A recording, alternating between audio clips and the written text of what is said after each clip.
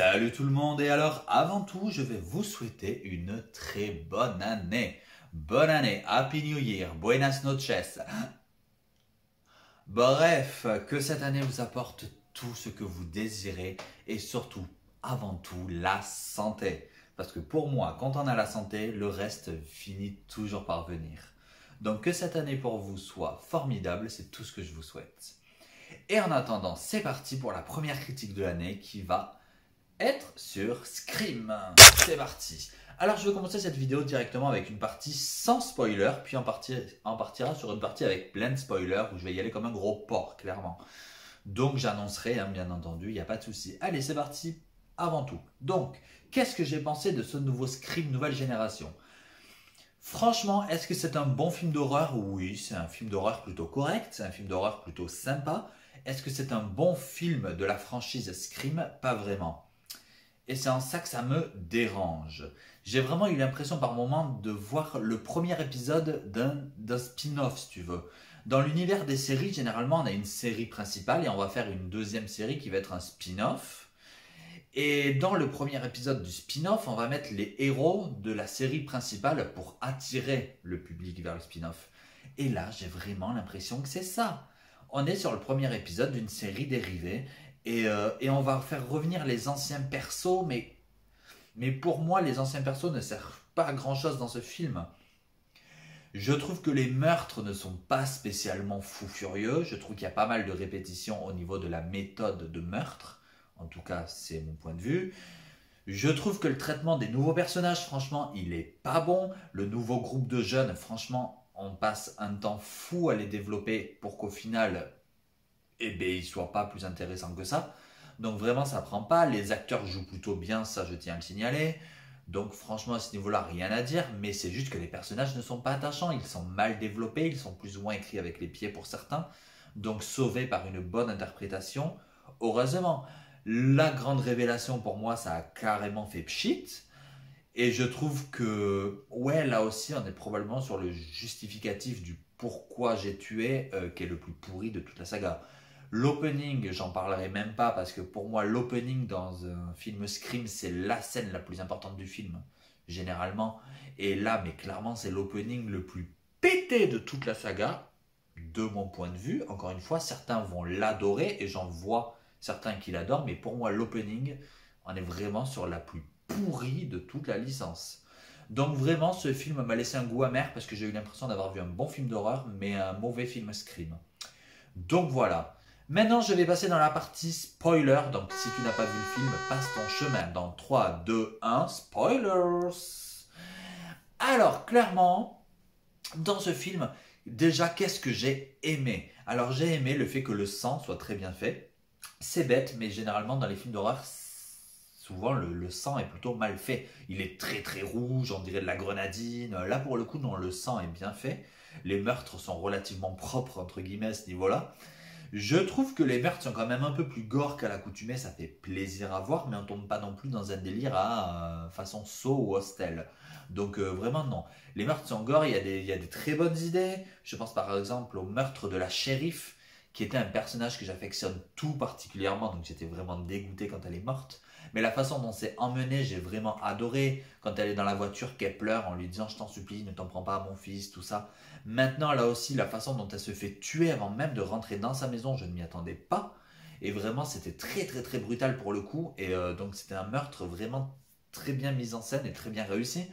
En revanche, que son fils meure juste derrière, j'ai trouvé ça complètement bidon en termes de développement de personnage, parce qu'il aurait été très intéressant de voir dans la suite du film comment il aurait réagi par rapport à la mort de sa mère. Ce qui aurait peut-être pu le rendre plus fort. Ou même inversement, que le fiston meure et que la mère reste en vie pour qu'elle devienne vraiment un petit peu mère vengeresse. Ou vengeresse, je sais pas comment on dit, bref.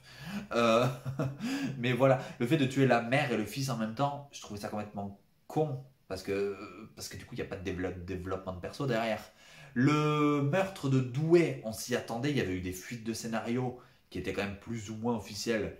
On savait que lui n'avait tourné a priori que pour une semaine, enfin il avait été vu qu'une semaine sur le tournage, donc on savait plus ou moins qu'il allait avoir un rôle mineur et que donc il allait probablement passer l'arme à gauche. Et donc c'est le cas. Maintenant, est-ce que c'est bien fait? Là oui, je tiens à le dire. Il ne se fait pas tuer en mode vraiment enfin, je suis débile, donc je me fais tuer. Là, non, vraiment, il se fait tuer mais par la force du destin, parce qu'il s'apprête à tuer justement le tueur et son téléphone sonne au même moment, ce qui du coup le perturbe. Et là, le tueur profite de ce moment, de cette seconde de faiblesse pour le poignarder à mort. Donc vraiment, on est sur une mort qui est plutôt très belle, très réussie. On est sur une belle sortie du personnage qui va mourir de façon assez atroce, de façon hyper brutale. Et vraiment, pour un des persos majeurs de la saga, on ne pouvait pas le faire mourir autrement que d'une façon aussi digne. Donc voilà. Ça va être pour les choses que j'ai appréciées. Dernière chose peut-être que j'ai appréciée, ça va être effectivement le fait que à la fin, Gale et Sydney, donc nos deux héroïnes depuis le premier épisode, elles aient un traitement de personnage qui soit là aussi peut-être plus intéressant. Le fait que Sydney elle rentre dans la maison, le tueur lui parle au téléphone, elle lui fait vas-y c'est bon tu me saoules et elle raccroche. Enfin, je veux dire, jamais elle n'aurait réagi comme ça dans les films précédents où elle se positionnait beaucoup plus en victime. Là, elle se positionne beaucoup plus en mode guerrière. Et puis d'ailleurs, c'est très drôle parce qu'à un moment donné, elle regarde le tueur, elle lui fait attention, moi je peux pas mourir. Tu sais, comme si elle était consciente vraiment, moi je suis comme Michael Myers, je peux pas mourir, je veux dire. Et ça, j'adore l'idée. On est sur une ciné badass en mode j'y vais, j'en ai rien à foutre, je tire partout. Moi je peux pas mourir parce que je suis l'héroïne de la saga Scream, donc voilà. C'est génial. Il y a une blagounette qui a été faite au niveau du gel hydroalcoolique qui est là aussi très drôle parce que c'est comment parler du Covid de façon détournée, de façon totalement fun. Donc voilà. Tout ça, ça va être ce qui m'a plu.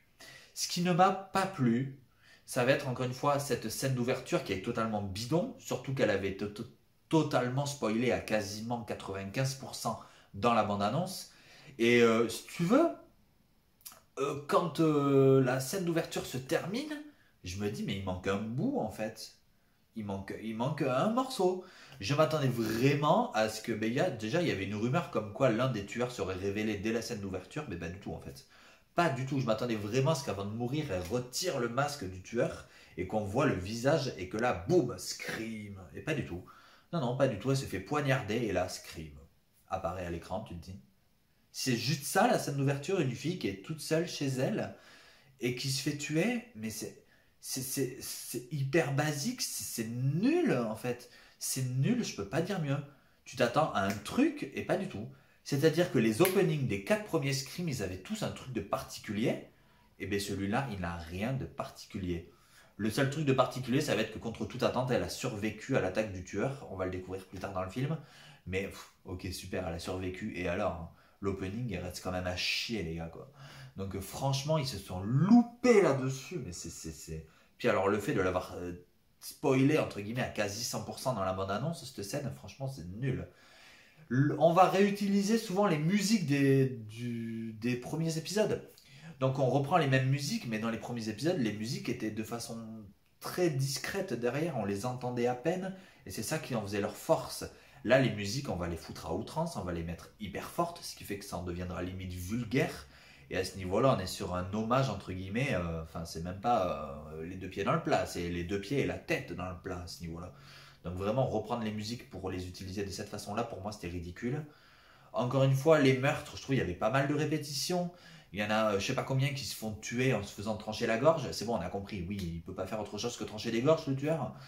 Donc ouais, c'était un peu décevant. Certains traitements de personnages, encore une fois, le shérif qui meurt en même temps que son fils, je trouvais ça totalement nul, parce qu'au final, ben, du coup, c'est des personnages qui ne servent à rien, parce qu'ils n'auront pas de développement derrière. Le nouveau groupe de jeunes, ben, les trois quarts, la fille aux cheveux roses, je sais même pas comment elle s'appelle. Je ne sais même pas comment elle s'appelle. Donc franchement, aucun intérêt pour moi. Il n'y a que le personnage de Mindy. Donc Mindy, c'est la nièce de Randy. Randy qui était pareil, un des héros des 2 premiers films. Donc sa nièce, elle est vraiment comme son oncle, hein, vraiment. Et c'est en ça que j'ai adoré et j'étais super content qu'elle ait survécu à la fin. Parce que je me dis, s'il y a des suites, Mindy sera pour moi un personnage très important. Et donc ça, c'est plutôt cool. Maintenant, la réalisation, je l'ai trouvée relativement plate. Elle n'est pas mauvaise, elle est juste affreusement basique. Ça se contente de faire le taf, de le faire bien, mais pas de le faire excellemment bien, quoi. Encore une fois, il y a certains persos qui m'ont dérangé, comme ce personnage. Je sais plus comment il s'appelle, mais c'est le black musclé en mode moi je suis hétéro, je suis musclé et je suis ton petit ami donc je suis jaloux. Je suis là, c'est quoi cette espèce de stéréotype du mec hétéro des années 2000 quoi. Je veux dire, c'est ridicule. À l'image de sa mort d'ailleurs. Donc franchement, non. L'identité des tueurs, là aussi, mais oh là là là là, mais sérieusement, alors il y en a un des deux, on le voit arriver dès le début. Clairement, on le voit arriver dès le début. Et alors l'autre tueur, donc la fille en l'occurrence, moi j'ai eu un gros souci. C'est que quand elle a dit, entre guillemets, c'est moi le tueur. Alors c'est-à-dire que moi j'ai eu un moment de flottement, j'ai dit, alors attends, c'est toi le tueur. Mais j'étais là, mais demoiselle, tu es qui toi déjà dans l'histoire? Je veux dire, je me rappelais même plus comment elle s'appelait en fait. Et c'est après je me dis, ah oui, c'est la fille du début. Je la mets. Le problème, c'est que le tueur est censé être quelqu'un qui a été vraiment identifié tout au long du récit. Et quand tu découvres que c'est lui le tueur, t'es là. Oh, et là, je suis là. T'es qui toi déjà? Et le problème, c'est que ça m'avait déjà fait cet effet-là dans le 3, dans Scream 3. Et bien là, ça me refait cet effet-là. Donc le gars, je m'y attendais clairement, et c'était volontaire, je pense qu'on s'y attende. Mais l'autre, c'était censé être un truc totalement what the fuck, mais c'était plus what the fuck dans le sens où on se rappelait plus de qui c'était. Donc le motif pour commettre les meurtres est complètement stupide. On en a marre de toutes ces suites complètement foireuses des films d'horreur. Donc on veut que cette fois-ci, la saga Stab, donc dans le film, je rappelle que la saga Stab, c'est une saga qui s'inspire des premiers films Scream, donc le film dans le film.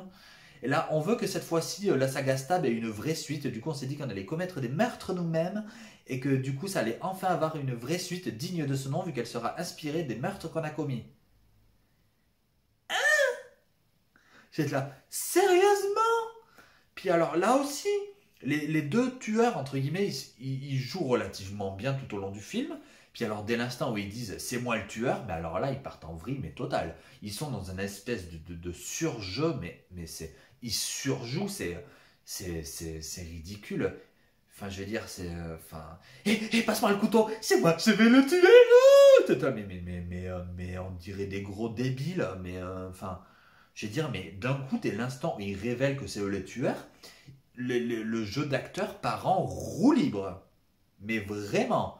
Je veux dire, enfin, c'est d'un ridicule, alors que dans le 4, par exemple, la tueuse, Jill, je veux dire, elle, clairement, elle était folle, mais elle jouait réellement bien la folle furieuse. Là, je suis folle et tout, et je le sais, mais je m'en fous. Je veux dire, elle jouait super bien, Emma Roberts. Là, l'actrice qui joue la tueuse dans le 5, je sais même pas comment elle s'appelle, et en gros, je m'en fous parce qu'elle joue hyper mal.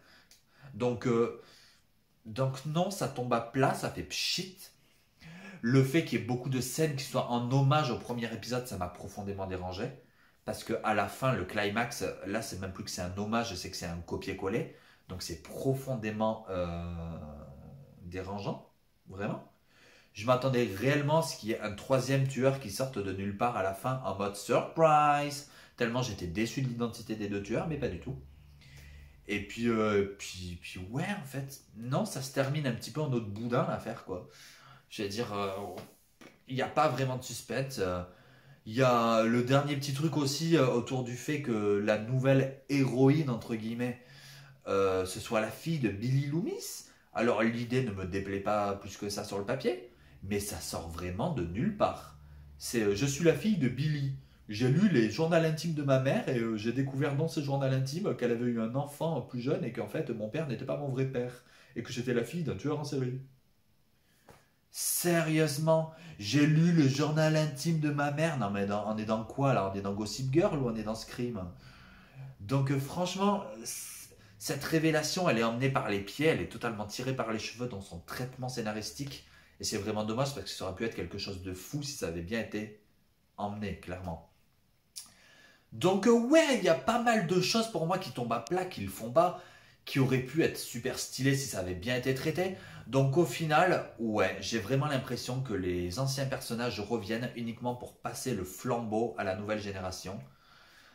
J'ai vraiment l'impression que c'est le premier épisode d'une nouvelle saga spin-off, et à mon avis, c'est peut-être pas pour rien que le film s'appelle simplement Scream et pas Scream 5.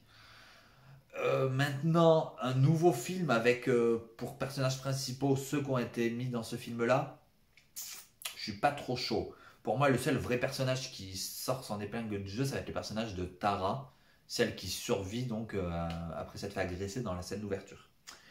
Pour moi, c'est le seul personnage qui sort vraiment du lot.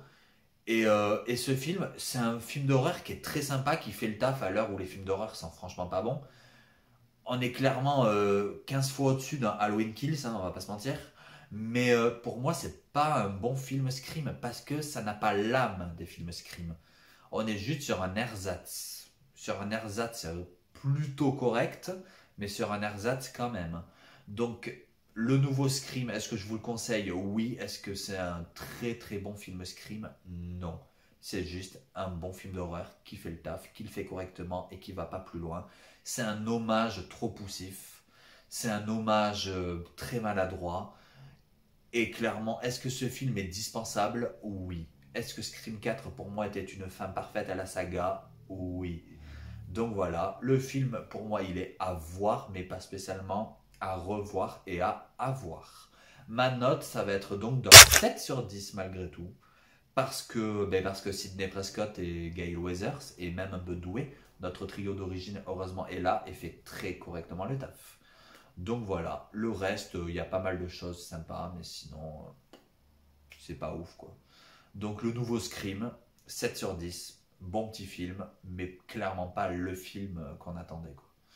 Donc voilà, j'espère que cette première vidéo vous aura plu, cette première vidéo de l'année. Très vite, je vais vous proposer mon classement de la saga Scream, donc je vais classer les 5 épisodes du pire au meilleur pour moi. Je pense qu'il peut y avoir des surprises. Et puis voilà, si cette vidéo vous a plu, n'hésitez pas à commenter, à me dire ce que vous en avez pensé de ce film. N'hésitez pas à liker, à partager, à vous abonner si ce n'est pas encore fait. Et moi, en attendant, je vous dis à très vite et n'oubliez pas de critiquer, parce que critiquer, c'est bien, mais en version originale, c'est toujours mieux. Allez, à plus et bonne année!